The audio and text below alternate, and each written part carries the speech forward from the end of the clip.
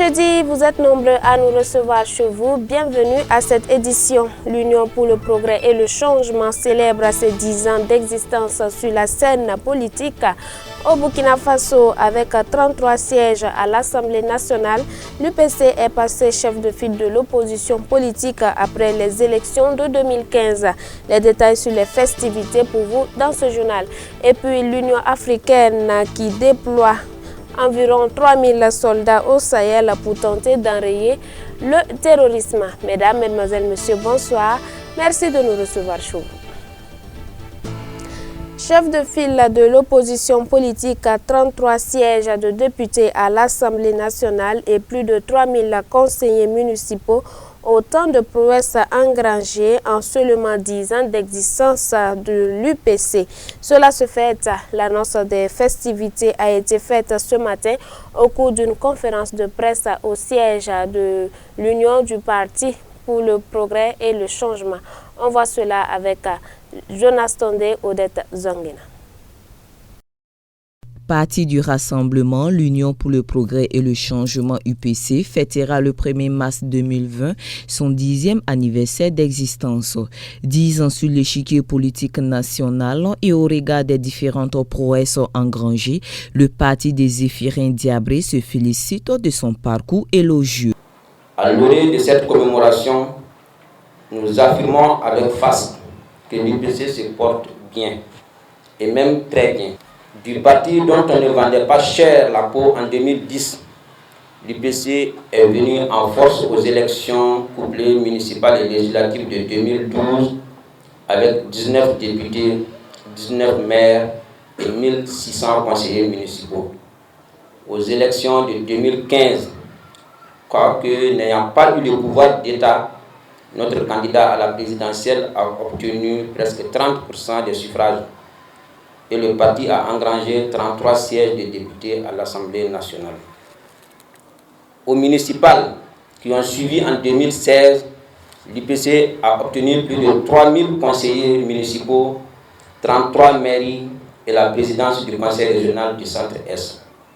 Nous rendons grâce à Dieu pour cette progression constante.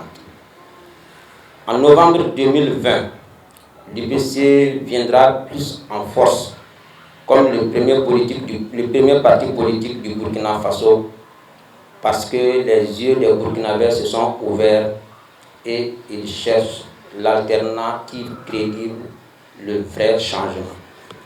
Et c'est face aux journalistes que les membres du bureau exécutif du parti dévoilent le chronogramme des festivités. Le programme prévoit entre autres un panel, une projection de films documentaires sur l'histoire du parti, une exposition photo, un don de sang et un cross populaire.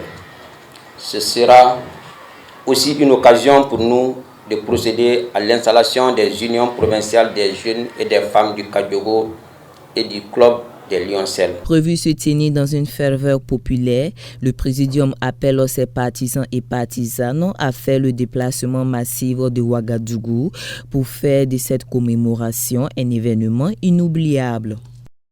Voilà, c'est un élément sur les festivités devront célébrer les 10 ans d'existence du Parti de l'Union pour le progrès et le changement UPC. Et puis une rencontre de revendication de tous les syndicats et coordinations s'est tenue ce mercredi à la Bourse du Travail pour le bien vivre de la population burkinabé.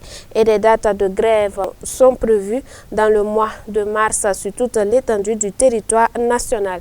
On voit cela avec Gédon Tapsoba. Hier s'est tenue à la Bourse du Travail une rencontre des différents syndicats et coordinations qui ont posé une plateforme revendicative relatant à l'arrêt des mesures de baisse du pouvoir d'achat et amélioration de celui-ci en rapport avec le coût de la vie, arrêt des atteintes aux libertés démocratiques et syndicales, arrêt du pillage des ressources nationales, garantie du droit à la sécurité des populations, le respect et la mise en œuvre des différents engagements pris par le gouvernement vis-à-vis des syndicats des travailleurs. Il faut être un homme de parole. Quand vous donnez la parole, il faut la tenir. On ne peut pas admettre qu'on nous dise qu'il n'y a pas de ressources. Vous avez vu le dernier numéro courrier confidentiel.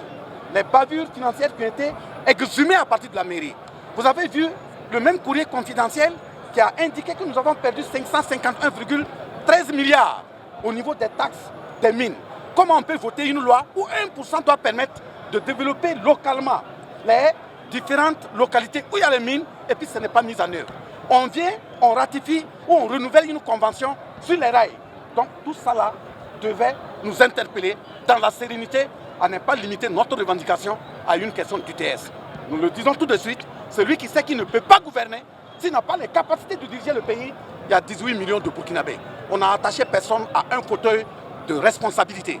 Au fur et à mesure que nous avançons, au-delà des actions qu'on a définies, si d'ici demain, nous observons de façon pratique qu'il y a des menaces sur des responsables, le mot d'ordre peut être modifié à n'importe quel moment. Cela revient à la suppression de l'UTS sur les primes et indemnités des travailleurs du privé, du public et du parapublic, le remboursement des coupures opérées sur la base de la loi de finances gestion 2020, la finalisation de la révision du Code du travail dans le respect des dispositions des conventions de l'OIT et des avis pertinents du BIT, l'élaboration d'un fichier unique informatisé du foncier pour une saine gestion du foncier. Gouvernement malheureux volet, pillage du pays, gaspillage de... Notons enfin que des jours fériés ont été évoqués par les syndicats dans le mois de mars, suivis des frappes stratégiques et des marches et des meetings sur le territoire national burkinabé pour éviter le désordre dans ce pays. Toujours avec Gédéon Tapsoba, redécouvrons le tout nouvel album de l'artiste chantre chrétienne Florencia Adouabou. Et voici le tout nouveau né de la chantre Florencia Adouabou, un nouvel opus de 11 titres intitulé « Grâce à Dieu, tout va bien ». Une œuvre discographique abordant des thèmes tels que l'action de grâce, le salut en Christ, mais aussi l'hypocrisie de l'être humain. Cet album qu'on a intitulé « Grâce à Dieu, tout va bien », c'est de pouvoir rendre toute la gloire à Dieu, parce qu'il y a eu des moments de faiblesse, mais Dieu m'a toujours relevé. C'est d'abord lui rendre toute la gloire.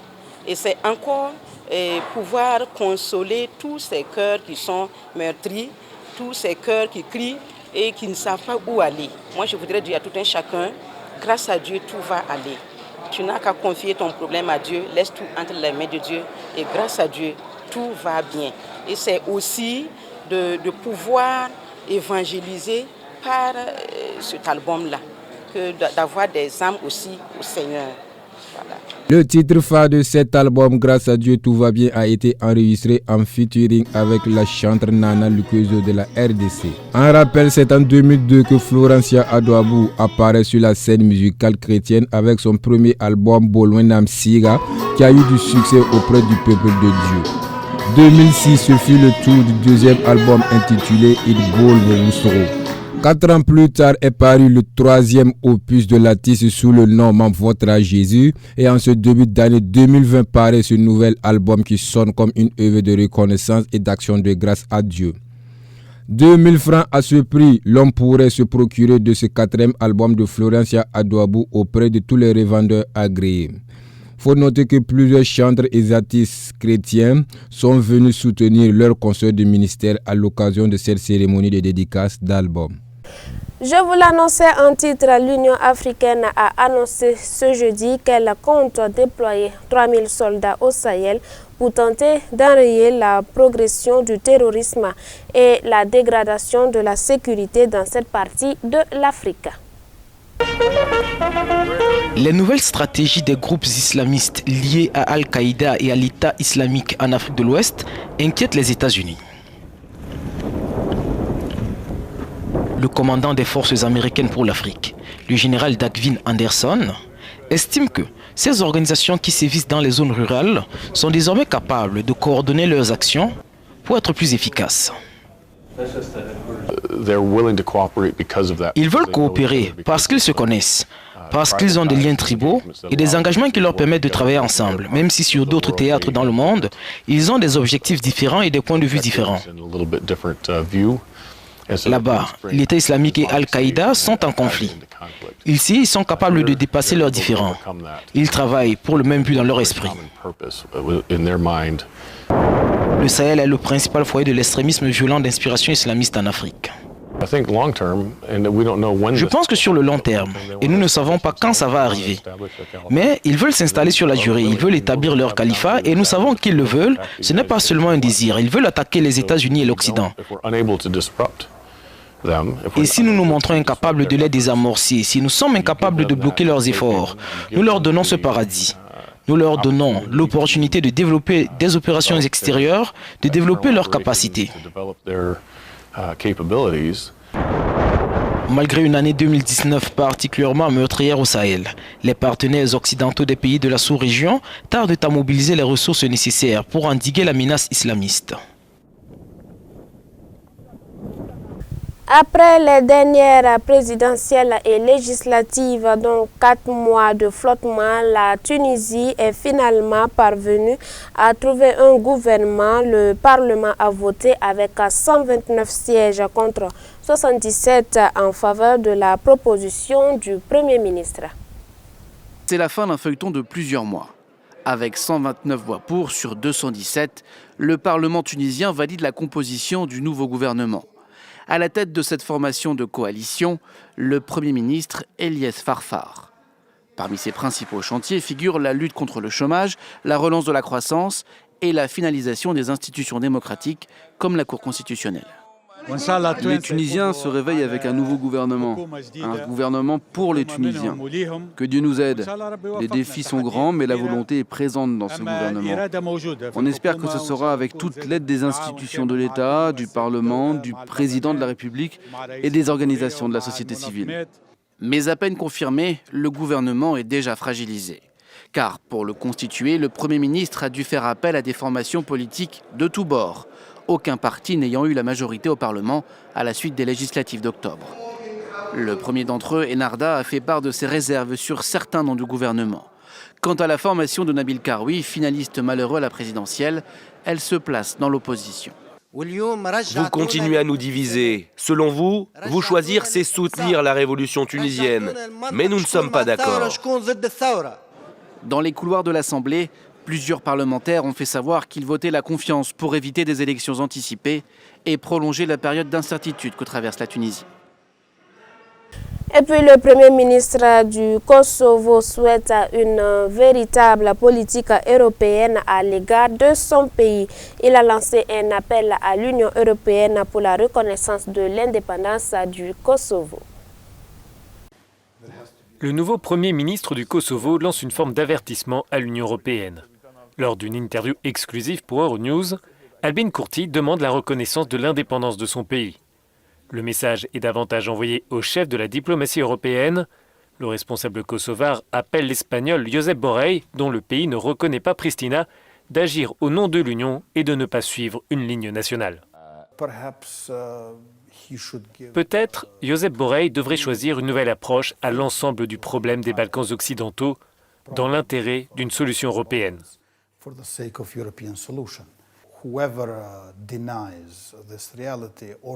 Celui ou celle qui nie cette réalité ou qui essaye d'apporter une solution sans reconnaître cet État et le souhait de son peuple provoquera davantage de dommages.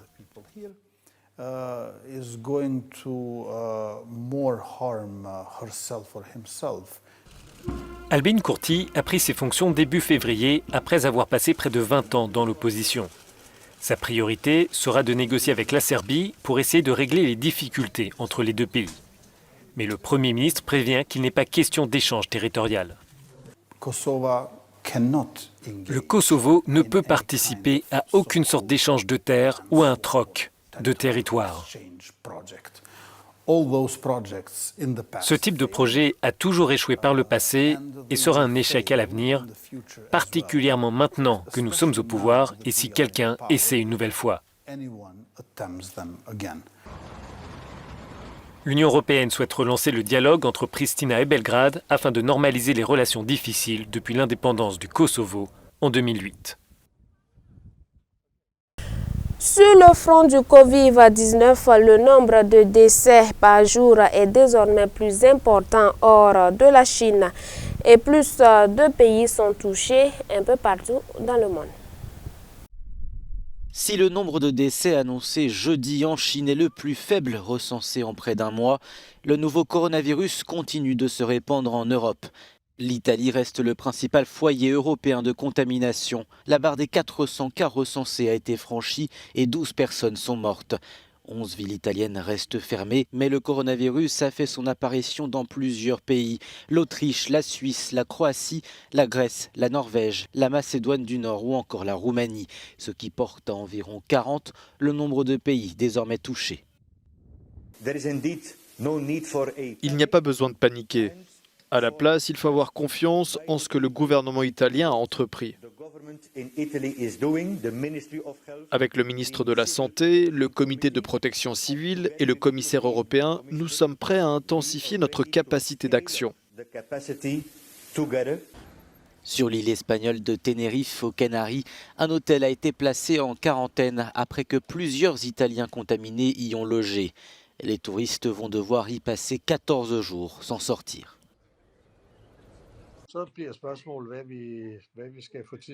Alors maintenant, la question, c'est que faisons-nous les 14 prochains jours? Bien sûr, nous avons des livres et tout, mais pas assez pour 14 jours.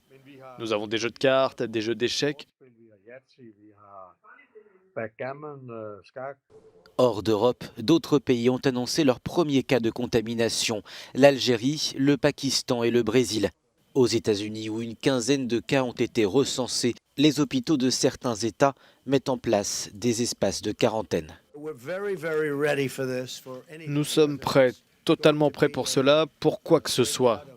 Que nous faisions face à une propagation des proportions plus importantes ou non, mais pour l'instant cela reste très bas et nous voulons que cela continue ainsi.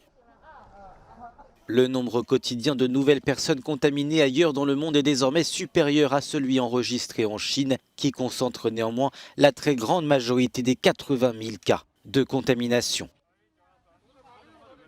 C'était là le dernier élément de cette édition. Nous sommes guéris par les maîtres sûrs de Christ Jésus. Bonsoir chez vous, merci de nous avoir reçus de part et d'autre.